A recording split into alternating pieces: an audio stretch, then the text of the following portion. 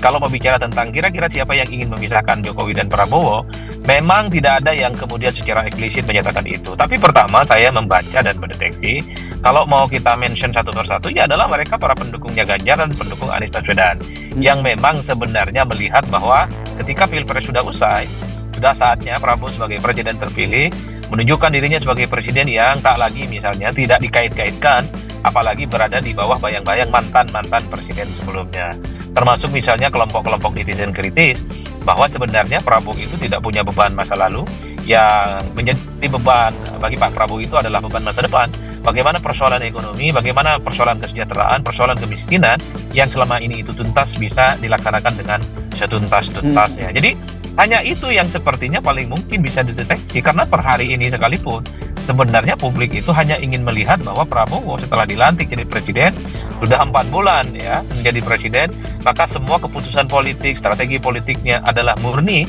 atas kebijakan-kebijakan yang dibuat oleh Prabowo, bukan karena misalnya ada bisikan, ada mungkin feedback dan masukan dari pihak-pihak yang lain. Makanya tidak mengherankan dalam 100 hari kinerja Prabowo kemarin, pasti pertanyaannya itu adalah apakah Prabowo itu sudah terlepas dari bayang-bayang Jokowi atau tidak. Itu kan pertanyaan-pertanyaan yang sebenarnya ingin mengkonfirmasi bahwa ketika Prabowo sudah dilantik, ya Prabowo memang sudah harus menegaskan dirinya adalah Presiden Republik Indonesia yang tentunya semua orkestrasi, semua kebijakan politiknya itu murni yang kemudian diputuskan oleh Prabowo dengan para jajaran-jajaran kabinetnya, bukan karena ada bayang-bayang ataupun pengaruh dari mantan-mantan presiden sebelumnya.